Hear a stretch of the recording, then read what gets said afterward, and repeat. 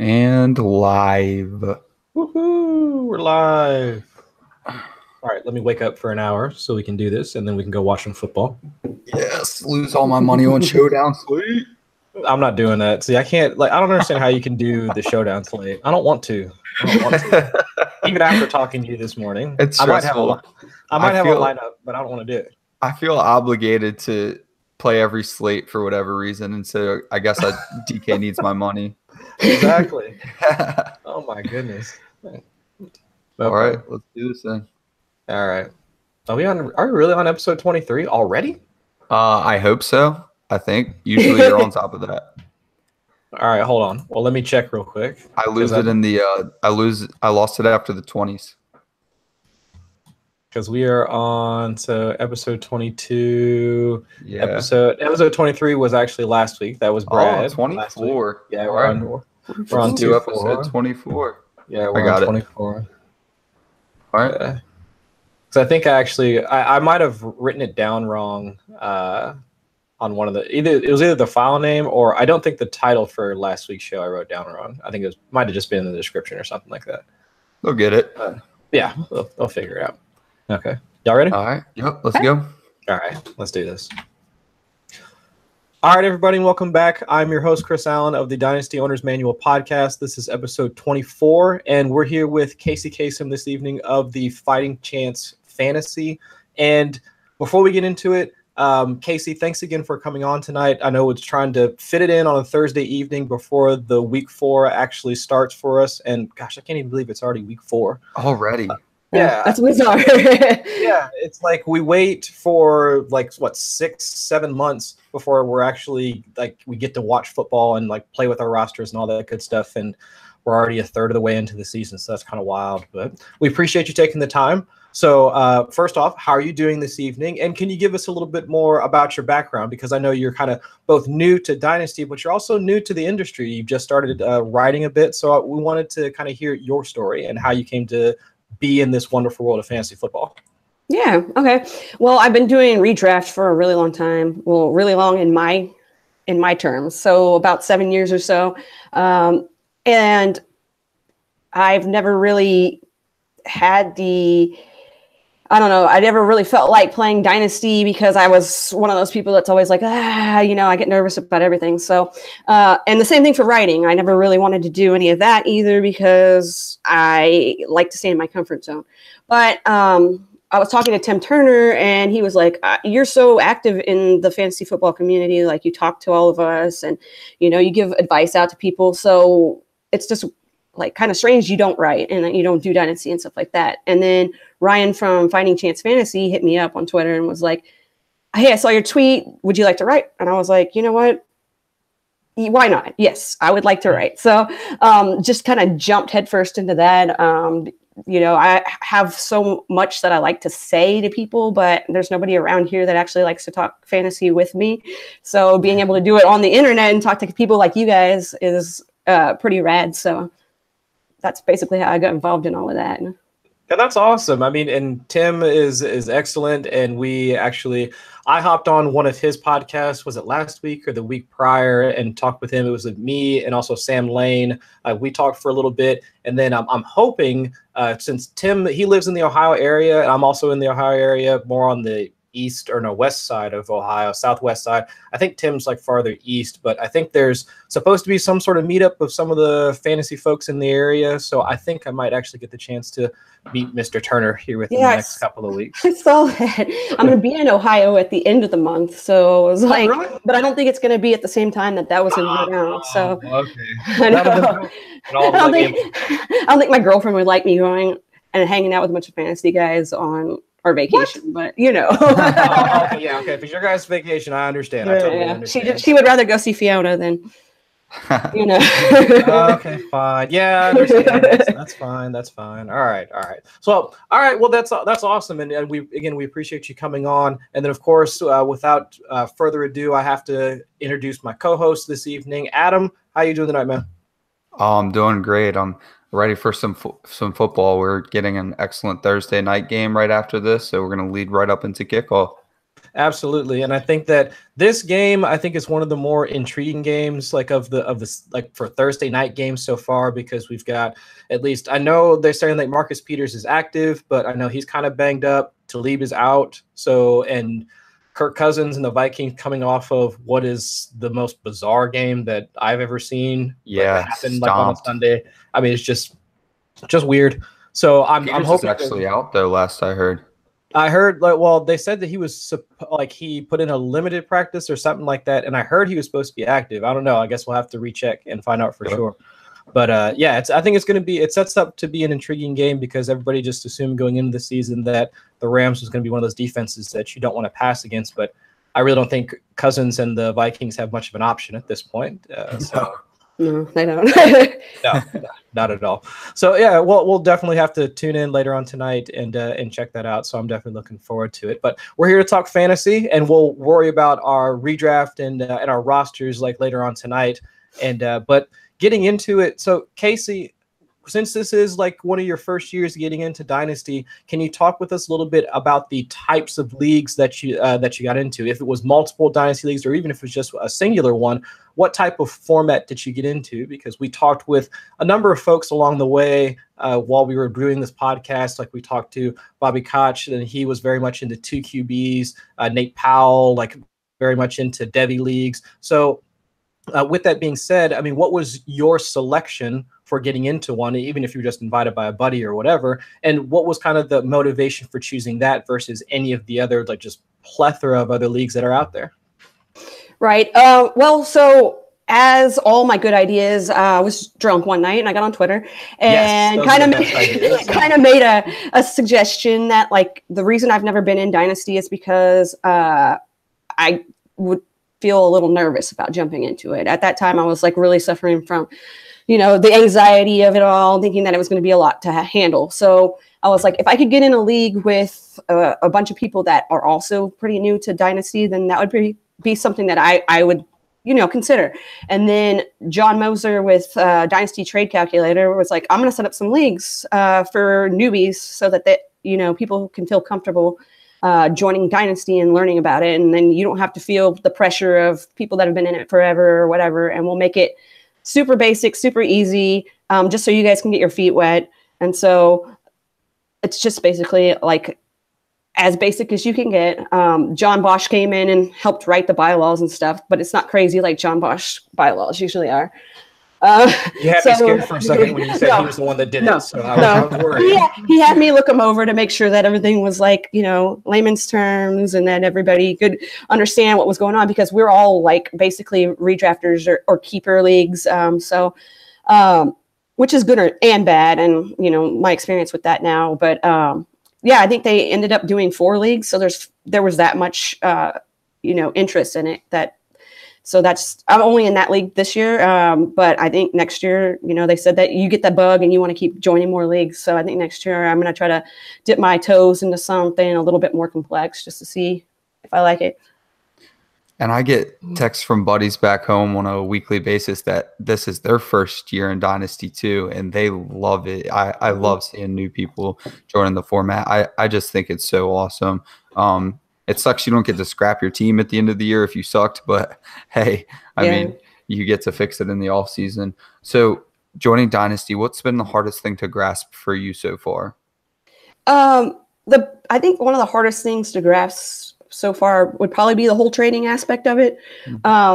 Just because in a lot of my redraft leagues, there's not a lot of trading that goes on. It's just a 1 season thing. People draft to mainly keep the team they have. I mean, I like doing trades, but I just don't feel like it's very active when I'm in those leagues. And I heard going into Dynasty, trading is a big aspect of it, and one of the funnest parts of it. And even if you're not winning, you can at least try to, rebuild your team and make it the way you want it. My thing is, it's hard for me to gauge how everybody in my league values certain players. So I'll put a trade out that I think is a good trade, and they'll automatically reject it and won't give me a reason why or try to counter or anything like that. So just kind of learning how each person in my league values guys, how they like to trade, if they don't like to trade, especially with the redraft mindset. I think a lot of them just don't want to trade because they don't do it in their other leagues. And that's totally fine with me. I know we're growing, but that's the thing that I'm having to wrap my mind around the most. Yeah, and a lot of experienced owners still have that problem with trading. And I know I joke a lot on Twitter about terrible trades, but sometimes they don't really mean to be terrible trades. They just value players differently, which is why we did the episode on opening the dialogue and trying to figure out what people value players like. But have you had any experience yet with trading draft picks? Yeah, I traded. I haven't really gotten too many trades to go through. I did give up.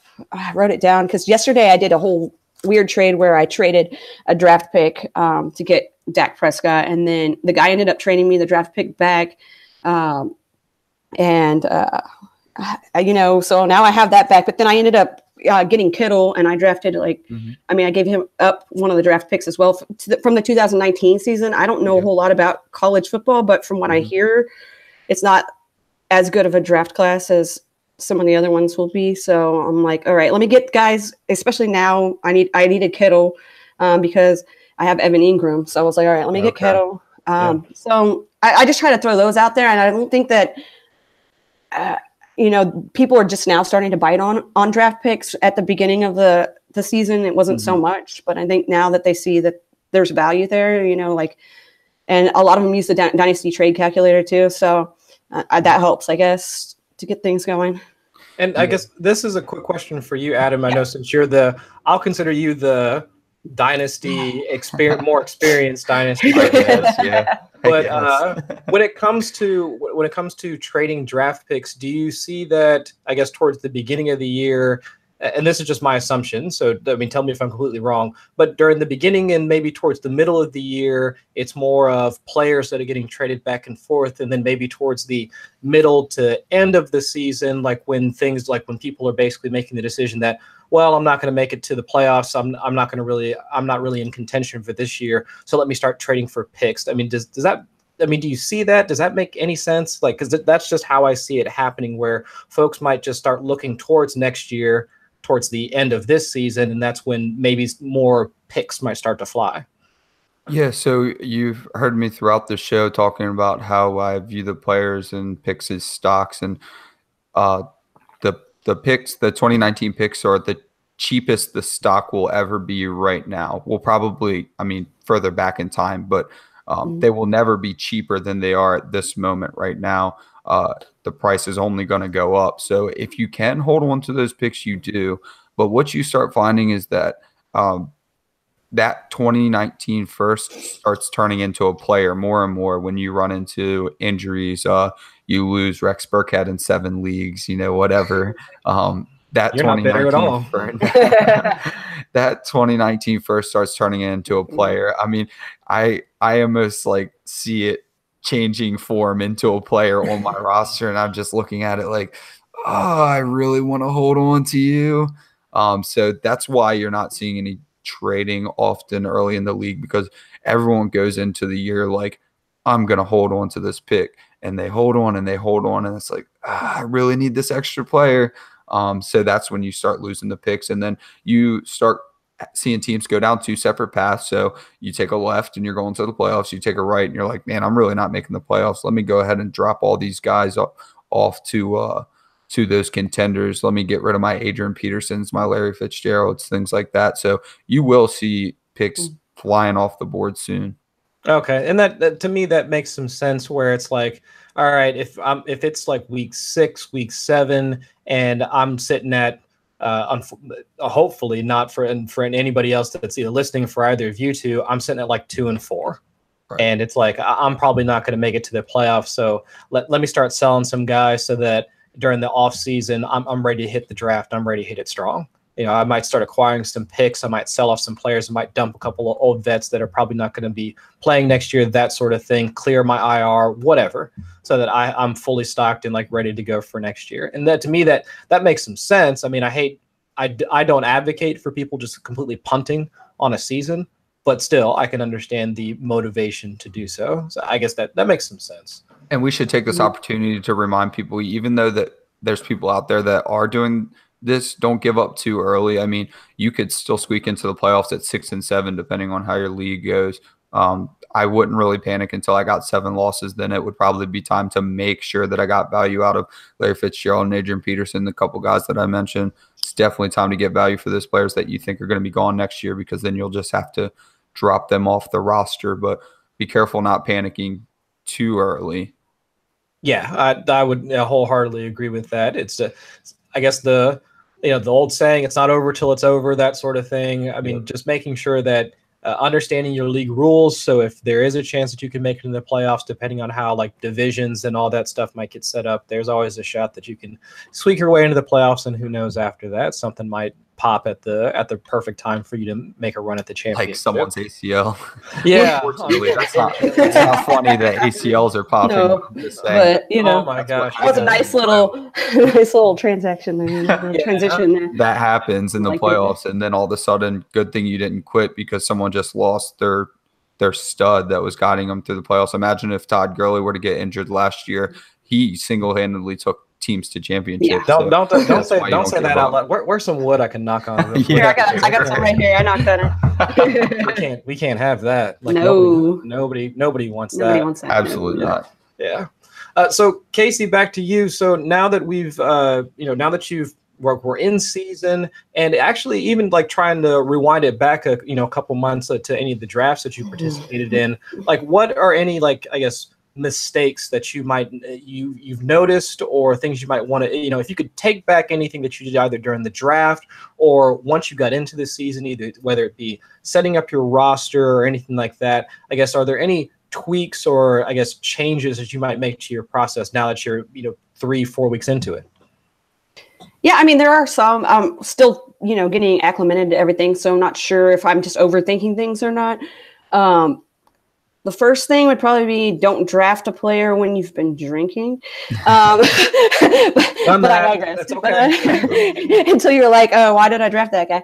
But no, for real. I think just the whole going into Dynasty and not expecting what the draft's going to be like. So going into it with more of a redraft mentality than a Dynasty mentality. I know a lot of people do that when they first start.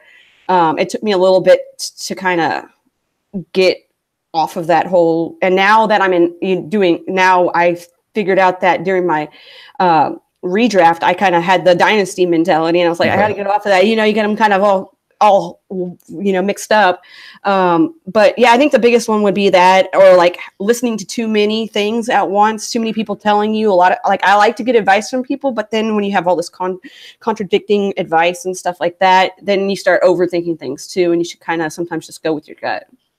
You heard that a lot in Ben Cummins' episode, the DFS episode we had, about listening to too many voices, because it is good to get advice. And I personally love to get as much advice as I can, and then I'll sift through it. But I totally understand, especially playing DFS, I have to have like 2 resources that I listen to, and then the rest you just have to figure out on your own, because you're going to find these people are telling you to draft this player, and then there's 50 other reasons why you shouldn't draft them.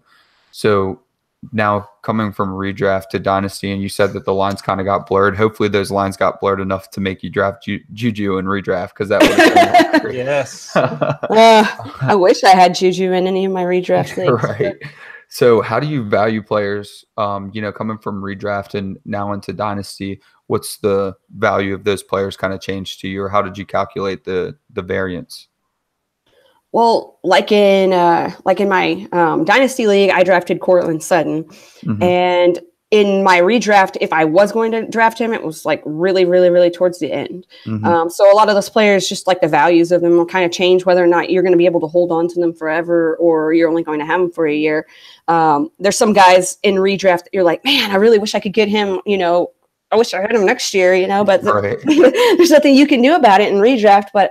But the fun part of Dynasty so far, has been being able to get these guys that you think are going to pop one day, and they're just going to have to sit and hang out. And even some guys that have been around for a couple of years, they have the potential, but they just haven't shown it yet, or they haven't been in the opportunity. They didn't have the opportunity to do so. You see those guys now coming out, and you're like, oh, like Tyler Boyd and stuff like that. But it kind of just, you have to like learn that. It's totally different. I didn't think it was going to be different going into it. I thought, oh, it's going to be pretty similar. But then I'm like, but there's all these rookies and there's all this, you start thinking, and I'm like, okay. And then I didn't end up drafting very many rookies in Dynasty. And I was like, okay, well, that's okay, because you can always trade and all that other stuff. But it's just trying to wrap your mind around two totally different things. You're telling me I get Calvin Ridley for 10 years? Exciting. Right? So now the communities are obviously meshing. I mean, we have 4 brand new leagues of people who were just redraft. Do you feel like the Dynasty mindset kind of crept into the redraft? For instance, I definitely saw some players this year in redraft that seemed that they were getting drafted a little early. Do you feel like it's been vice versa as well? You get a little of that influence in redraft too? Yeah, definitely. And being in leagues, I'm in a couple of redraft leagues where we draft live, and there's a couple other people with me, like Katie Flower. She's in one of my leagues, or she's in 2 of my leagues actually, that we draft live, and she has a Dynasty mindset going into stuff, and she knows everything about every player, like just right off the top of her head can tell you everything. And it's so funny because the rest of the people in the league that aren't into Dynasty are like, how the heck do you know all this stuff? And the same, you start doing research, the same thing, or I'll be like, oh, I actually know about this guy now. So you see people in redraft leagues like, oh, should I draft this guy then because they're talking these guys up or whatever, and vice versa for being in Dynasty, like, oh, like, should I draft this guy, or do you think that like he's too old, or he's too, a one year and then he's gone kind of thing. So right. And being in Dynasty, we have to know a lot more, of course. So a lot of us think that we're smarter than the redraft people that we do these office leagues with, which we are. We know more facts. Yeah. We shouldn't say smarter. We know more facts, which leads me to get to like round, 5 or something, and be like, oh my God, Corey Davis is still there? Yeah. And then now I'm stuck with Corey Davis on all my redraft rosters not doing anything. I mean, we could debate back and forth all day, but yeah, that's another player I wish I had next year in redraft. Yeah, exactly. I just found that to be so funny. Yeah, or you could listen to a diehard Redskins fans that keeps talking about Darius Geis, and then you can draft him quite a bit, and then then you wind up with a player on IR. Heartbrokenness. Go trade for Darius Geis. Yep. Yeah, that's I tried. Yeah. Yes, everybody's trying. Everybody's trying. It's not gonna happen. Not for what the Darius Geis owner wants, so it's all right. Absolutely not.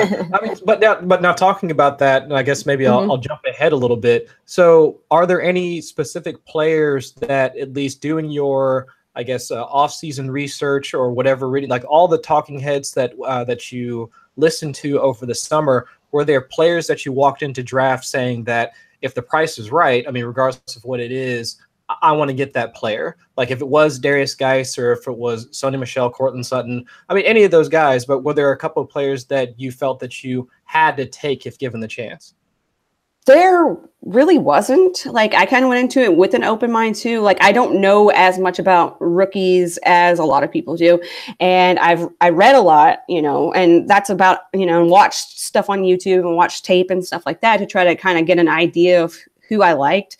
And I was like super high on Jordan Wilkins. And like, I know I don't have him, but I try to trade for him and it didn't happen either, but whatever, things happen. And I think Cortland Sutton was kind of the guy that I was like, okay, I'm not going to reach too far for him, but I would love to have him on my team just because I know that the other guys that are there right now are kind of getting up there in age, and you never know what's going to happen. You never know, like injuries can happen. He could just have one of those seasons where he just bursts onto the scene. And if not, you still have him for the future. So that was one of the guys. And so I was really jazzed when I ended up getting him. And then I met him at I went to the National Fantasy Football Convention, and he was there, and I was like, dude, you're right. It was down in Dallas? It was in Fort Worth. They moved it from Dallas, but that's like an hour from here. So we drove down there, and I met him, and I was like, you're on my Dynasty team. Like, hardcore want to let you know that. And he's like, oh, I won't let you down. That's all right. Awesome. So it's really cool when you can like actually meet somebody that you have on your team, and you could be like, dude, that's awesome. Yeah. That is. So I think amazing. And the fact that he was so nice just makes you kind of want to hold on to him more. I don't know. That's just kind of like an emotional thing there, but No, personal connection. Ain't nothing wrong with that. And I think that he was maybe like a shoestring away from having a touchdown in the back of the end zone. Like, not last week, but I think it was the week prior. And I think his, at the very least, his redraft stock would have bumped up to the point where we're talking about picking him up off waiver wires. And for sure, his dynasty stock, I mean, I'm looking at him as being one of the, I guess, the hot commodities rolling into next year, regardless of what happens with Demarius or Emmanuel, whichever one they wind up keeping, or if they cut both because of the cap hits and, you know, things of that nature. But yeah, I definitely agree with you there that he would have been I guess a high priority target for me during drafts. And then I think for next year, if he would definitely be a target kind of walking into next year. So I'm definitely with you there. So, but now we had mentioned it earlier about trades and whatnot. So there are any, but now we're into the season. I guess looking at any of your rosters, are there any, I guess, weaknesses on your rosters or like players that you'd want to try and trade for at this point, given where you're standing at now? Yeah, I mean, I'm 1-2 right now. So I finally won my first game last week. Woo! Yay! I think that I need more running back help, but people haven't been too willing to let me take away from them. So, I mean, I have David Johnson. Like I said, I was talking to you earlier about he was the first guy I drafted. You know, he fell to me, so I was like, why not? But it just hasn't gone my way this year, and I get that. It happens, whatever, you know, just roll with the punches. But yeah, I think that's probably an area that I'm lacking in. I've got good wide receivers. My quarterbacks are all right. I mean, I have Cam Newton. I'm good with that. But I just feel like, you know, I could probably afford to bump it up a little bit in some of the spots. So I just have to work on figuring that out. And I don't have to do it right now. I know that it's a long season, but just kind of having that in the back of my head. And to touch on the issue with needing the running back depth, I had this conversation quite often when Darius Geis went down and everybody's scrambling to trade Darius Geis. And I'm just like, why would you trade Darius Geis? And I feel the same way with David Johnson. I'm like, you don't need to trade him. You need to go third to the Chris Carson owner, you know, or the Adrian Peterson owner, or the Chris Thompson owner. I was even trying to get Edmonds. I was like, or not Edmonds. Who was I trying to get? I can't remember. I traded Chris Thompson away, so that's kind of. But you know, I was like, well, I have Duke Johnson, and hopefully with Baker coming in, something can happen there. Another target too, but the point being is that, you know, the studs that aren't producing, like we discussed a little off air, is that since it's Dynasty, we get to wait these guys out and have a little patience with them. So instead of trying to trade your player low when you panic, you can still panic, but, you know, just go find someone cheap to give you production now. Yeah, and that's what I like about the whole Dynasty aspect of it, because in redraft, you know, I have Le'Veon Bell, or I had Le'Veon Bell, and I was like, you know what? I'm just going to bite the bullet and trade him so I can get somebody that is going to be productive for me right now. But in Dynasty, it's like, okay, he's not productive right now, but hold on, don't like freak out yet and you bail ship on him. Something's going to happen. Something has to happen, you know. I mean, I'm hoping San Fran next year, and everybody's mind blows up. So we talked a little off air about the kind of windows that you can be in. So we talked about, you could basically play Dynasty as redraft if you wanted to put enough work into it and be that active. But then there's also owners that have a 5-year window and they're like, I'm going to kill it in 2023. What kind of window do you go into when you're setting up your roster? I'm kind of like, my window is like super huge, like whatever. Like if it doesn't happen for me this year, I'm not going to, you know, throw a fit and be like, oh my gosh, I don't want to play fantasy ever again. I don't want to do this or that. You know, some people just like want to give up after 1 year of being down. And it's like, no, because it's a process. So I think as long as I do well in the next few years, at least I don't have to win, but as long as my team is strong enough that I feel like at one point I'm going to be able to win, to get to that point. I know everybody's having to build on their team, except for the guys that are like 3-0 right now that are like, I'm fine, whatever. You won't be fine forever. Like, you know, injuries happen, guys, you know, whatever, get suspended. 5 weeks and all that stuff. 5 weeks and everything else. So you know what? You have to plug and play what you've got. So I don't really have a window set. I mean, as long as I can do well in the next few years, it's a learning process for all of us. So in this league particularly, I feel like, we all have the same kind of window. We're all kind of like trying to figure it all out. Yeah, and I think at least from the way that you've described, and this is my assumption, but tell me if I'm completely off my rocker here. But if a lot of the folks in your league, if they came from a redraft, or at least from a redraft mindset, and then brought that over to Dynasty, I would think that your approach to constructing your roster would be kind of in a win now type mode, because you're looking for players, or at least I'm not saying you're looking for them maybe, but your default process would be that, well, I'm going to pick players that I know are playing this year versus betting on rookies that are going to be playing that might have a spot in 2019, 2020, and so on. And not to say that that's wrong. I mean, if a lot of experienced Dynasty players, they will pay for that production now at the expense of 2019, 2020, and they'll just try and recoup it later by making trades and picking up players off the waiver, whatever the case may be. So I mean, did you see a lot of that during your draft where the other folks in your league, along with yourself, were trying to pick up a lot of those players that it almost felt like a redraft league, at least to a certain extent?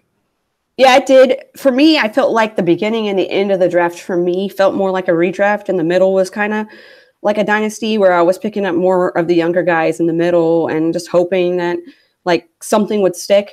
The same for like after the draft, like as soon as I know people don't, especially when they're brand new, they go into it like, I drafted these guys. This is my team. I'm about this team. And I tried to trade for Lamar Miller once at the beginning, and the guy was like, well, no, he's a starter this year, this, that, and the other. And I'm trying to think ahead. I'm like thinking that he'll think ahead too, like, oh, well, he's not going to be the starter forever or whatever. Right. But no, he got me on that one. So I think a lot of guys and myself included kind of went into it like, I've had this guy the last couple of years and he's been good for me in redraft. So let's have that kind of go into our Dynasty as well. So now you're talking about making the trades to make your team better, but we've also got the waivers open, right? So now that we're in season, we've got waivers going on. How do you attack your waiver wire in Dynasty as opposed to how you're attacking it in redraft? I think that in redraft, I'm like a crazy person in redraft when it comes to the waivers, because you only have such a small period of time that you're playing. So I am constantly playing the waiver wire. I'm constantly changing up my team because I stream a lot and I do a lot of stuff like that. And with Dynasty, I'll put $1 or $2 here or there with a certain guy and hope for the best. I think I picked Corey Coleman up for $1 and was just like, fingers crossed something happens there. A couple of other guys have been like that. Yeah, once Ingram went down, I got his back up just for $1 just to see, like I can have him for the time being. But I haven't gone really hard on the waiver wire just because of what's out there. And I feel like that's why trading is so important in Dynasty, because there's a lot more to choose from on rosters versus in redraft, where you have all of these players at your disposal. Yeah, in redraft, you can find that production pretty easily. You are not finding production on a Dynasty waiver wire whatsoever. Not at all, especially at running back. I picked up Kyle Juszczyk off the waiver wire, and I'm going to start him. Rip my team, because that is rough. Yeah, it is a wasteland on the waiver wire. I don't know if that's just like this is the first year it's been like that. I feel like in redraft it's like that with running back. This feels like the first year at running back where it's been like there's nothing there. Yeah. So I don't know if that's if Dynasty's always been like crappy on the waiver wire. So the deal with Dynasty is you're looking for guys that are 2 injuries away instead of 4 injuries away. So, I mean, as soon as an opening, I mean, you talked about Red Ellison, you're lucky to pick him up. Yeah. Because usually people have big time players backups. So once a player gets 1 injury away, or Corey Coleman was so talented and now he's on the Patriots, so you go pick him up, but you're never going to get somebody that's like actually producing right now. And obviously your Tyler Boyd's and stuff like that. Your Ridley's, of course, are all owned. It's just a different dynamic. I mean, when so crazy. And I go nuts on my redraft waivers too. I mean, you have to constantly cycle out that bottom of your roster, but in Dynasty, I mean, you have to be like a mad scientist to project 4 or 5 steps for your player's relevance. But to help you with that being a mad scientist on the waiver wires, what are some of the go-to resources that you've found so far that have helped you along in this process? I mean, usually I just listen to a lot of podcasts when I'm at work. So it's like a constant stream of information. I'll listen to you guys. You guys always have such great guests on. And I know that when I first started Dynasty, you guys were like, you should listen to our podcast, because we always have guys on who are really knowledgeable about, how to go about playing in Dynasty. So I listen to you guys a lot. There's a lot of other Dynasty. I was listening to Dynasty podcasts prior to even being in Dynasty, just like, nice. And it was crazy because like when I listened to them, it was like, I'm getting all that knowledge and information and I'm not playing in it. I'm like, why am I not playing in it? So that's how I finally bit the bullet and did that. Like I got over my anxiety and just like went headfirst into it. So podcasts are big. I like to read, but I like to listen more because I can take it in. I can take notes at work and kind of just write it out and go over that and then go back and look. And I also, there's the community on Twitter is amazing. So cool. I mean, I've been buddies with a lot of the guys in that are in Dynasty leagues, that have been in Dynasty leagues forever. And I'll go in, ask 10 people questions about this trade or that, and everybody gives me a different answer. But at least I have, and like we were talking about filtering all that information out. I go with my gut, but I listen to what other people have to say, so that I can kind of get an idea as to like, yeah, my gut says to do this, and so also is, agreeing with me. So I feel good because somebody that I trust is actually like on the same page as me. So those are main. I don't go like, there's sites and stuff that I go and check out, and I read articles and do all that jazz. But Twitter is, I know people like preach about Twitter being amazing, but it is the best. And I've been on Twitter longer than most of you guys have been on Twitter. Like I've been on Twitter since 2009, and like, yeah. I'm just, and before fantasy football became a huge thing on Twitter, and then that influx of information that comes out now, like I was big into Her Fantasy Football. That was my thing to go to because I'm a chick, they're chicks. And that's how I got involved in this whole thing. And now Brandon Marianne Lee is one of the people that I'll go to if like I'm on the fence about something. That's so cool that you brought up that you were listening to Dynasty before you even started, because I think it's huge to listen to content outside of Dynasty. Of course, we're listening to Redraft because a lot of us are in Redraft leagues. But if I weren't in any Redraft leagues, I would still want to listen to Redraft content. And I cannot recommend DFS content enough. It's hard to find free DFS podcasts.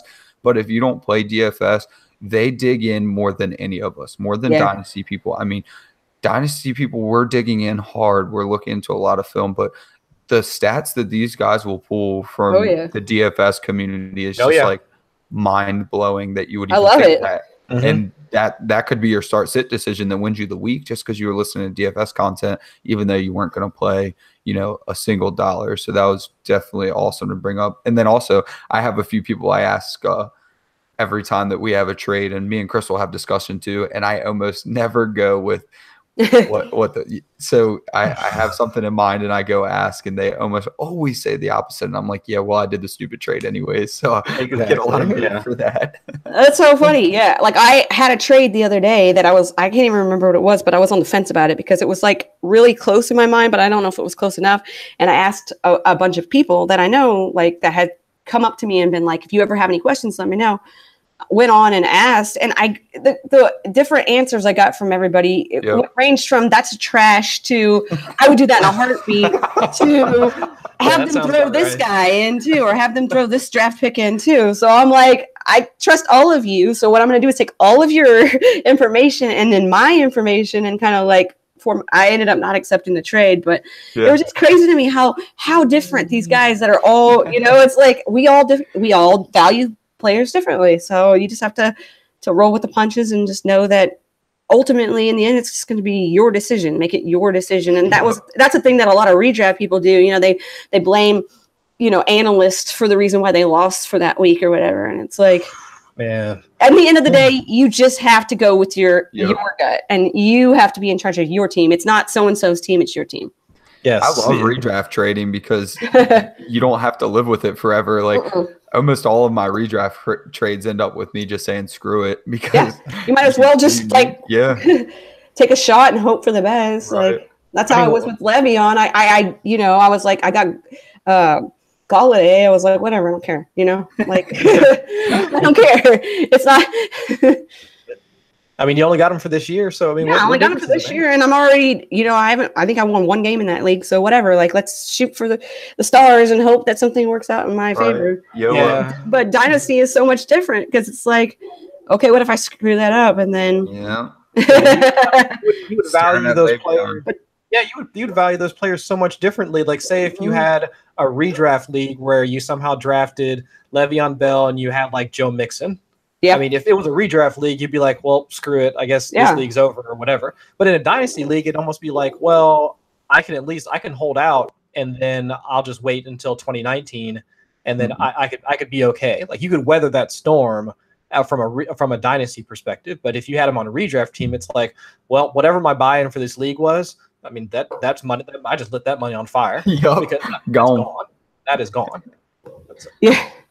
So that is really interesting to hear, like, at least to take your perspective on it. And also, I mean, I was in the same boat as you because before getting into Dynasty, I would listen to a number of different podcasts where at least one, for instance, like the Roto Underworld podcast with Matt Kelly. I listened to that, and just listening to the guests that he brought on, Eric McClung, some dude by the name of Carl Safchik, and maybe some dude. Some dude. Hi, Carl. And I mean, they were just so knowledgeable in the content and just understanding, because they filled a gap that I didn't understand. Like, and it was understanding player value. So when it came to making trades or trying to understand where to draft them and things of that nature, I didn't understand that stuff. No.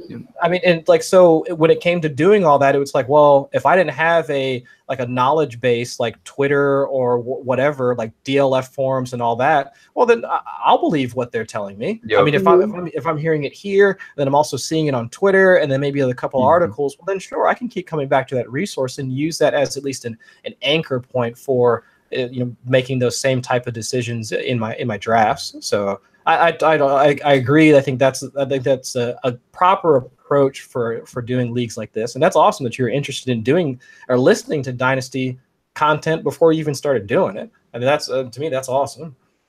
So I think we're kind of wrapping down for the evening. And again, Kacey, thanks again for coming on. But if before we get you out of here, if you had any last minute tips or advice for folks that are just getting into Dynasty, or for experienced folks, because getting your perspective, I think would be valuable, because you're bringing a fresh set of eyes to something that folks might have been doing for years. So if you had anything to say to anybody in the Dynasty community, what advice would you give them?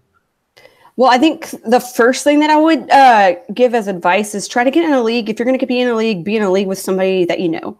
Now, that's just me. I love the league that I'm in, but it's hard when you don't have somebody there that you trust, that you can go to, especially if you're brand new, that you can go to and kind of talk it out. And it's not going to pull one over on you. Somebody that can actually be kind of like your guru or whatever you can go to. And it isn't going to try to, because in this league that I'm in now, I don't know anybody, or I didn't know anybody going into it. And they're all nice guys, but I don't know anything about them. How do they draft? What do they like? What don't they like? Do they like to trade? Do they not like to trade? So it's hard for me. And I feel like I'm kind of annoying when I'm trying to trade with some of these guys, because they either let them sit there like you were talking about, or they'll be just automatically reject it. So that's one. And then the second thing is just don't be nervous if you haven't ever done Dynasty before. I was so nervous about so much stuff, and I've gotten all that taken care of. My anxiety level has always been super high, and it's not anymore. I've got it taken care of and things are good. And now you open your mind to all this stuff that you never thought that, I don't even know how to explain how awesome being a part of the Dynasty community is, even though I'm a small part of it because I'm only in this one little league. It's going to grow. So just go into it. I've had so many people send me DMs or tweet me saying, I want to be in a Dynasty league too. I've just been scared. Well, don't be scared. And it is, and don't think that it's going to take over your entire life. That was one of my biggest things too, was I knew I was going to get married at one point. I knew that this, that, and the other, I have work and everything else. It is a lot, but it's also, you can find time to balance it all. So Don't worry. Just don't worry, guys. Lots of Be good. Excel. Or just have a lot of alcohol in your system and you'll be fine. Hey, I'll do either one of those things. Like, don't worry, or go drink out or drink beer. I can do either of those. So I like that advice. Yeah, that sounds like my future in about like 30 minutes or so. Like, when does the game start? 30, 35 minutes? Yeah, that's my future. 8 o'clock today. I get to actually watch it tonight. Yes. I am single for the night, so I get to watch football. There you go. See? So that is awesome. So thank you again, Kacey, for coming out this evening. And I appreciate it. Yeah, well, I mean, we'll definitely have to have you back on, because I think at least trying to, I guess, for lack of a better term, chronicle your journey throughout your first season of Dynasty, I think it would be great to kind of get your take as you kind of learn about the ins and outs of Dynasty. So we'll definitely have to have you back on at some point this year. Awesome. Yeah. So Adam, before we get on out of here, do you have any announcements for the folks? I think there's something about a family of podcasts, maybe something like that. Ooh. That is the case. So FF Statistics Family of Pods is up. We have been touting it for quite some time. So now you can go under FF Statistics. You can find our podcast there, similar to the DLF Family of Pods everyone loves.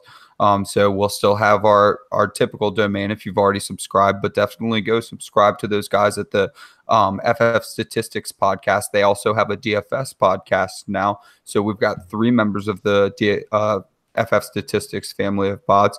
And then also you can find us on Twitter, as always, at Dynasty Manual. You can find me at DHH_Adam. Subscribe to the YouTube channel at Dynasty Pregame. And then also go ahead and subscribe to the podcast. Either one works, just get the updates. We're talking. Now you can listen. Yeah, so you're gonna see or I guess hear our lovely voices all over the place now that we're in with Addison and the rest of the crew over at FF Statistics. Yeah, I'm definitely pumped for that. Oh, and then are we gonna do another one of those like ridiculous Funko, like what is it, Funko Pops? Yeah, I must be an old man. I don't get the draw. I don't get it either. But I don't. But apparently, like that thing had like how many retweets like last week? It had like a bunch. 40. Lots of participation. I mean, there's a chick at work that has like 40 of them on her desk, so it's a thing. I don't know. We'll keep sending them out. That was an excellent bet, and we got a lot of traction. And actually, the dude that won it, he wanted the Cam Newton one. He voted for Cam Newton, and then he changed his mind last minute and got Julio because his wife is a Falcons fan. So I thought that was super cool. That's sweet. Smart man. Smart man. Yeah. And also, I guess the final thing before we get out this evening, for any of you DFS junkies out there, Adam and I, we put together a weekly. What's the buy-in order to get into the room? It's just $3. Yeah, $3 to get into the room. We'll tweet out the link so you can join the room with us. So if you're looking for a little bit DFS action this weekend, you're more than happy to hop in the room with us. Absolutely. And then take our monies. For I guess for a few bucks a week, you can hop in with us and have some fun. It's just the main slate though, right? Just main slate. Yeah, it's a weekly occurrence. I can always up the participants. So the more we have, the more money. And I got stomped last week. Well, week 3 was really crazy. It was absolutely nuts. Yeah, it was a little crazy. So yeah, that's another thing to look forward to, because we like to try and interact with as many folks as possible. I tweet out my lineups like after each week, because I think it is fun to kind of try and figure out the puzzle piece or the jigsaw puzzle that is the NFL DFS action. So yeah, you can hop in the room and try and see if you can match wits with us. So Kacey, again, thanks for coming out. Where can people find you at on Twitter? Oh, yes, I am at the Kacey Kasem. Kacey is Kacey, and Kasem is Kasem. Awesome. All right, and I'm Chris Allen. You can find me on Twitter at Chris Allen FFWX, and we thank you all for coming out, and we'll catch you guys next week.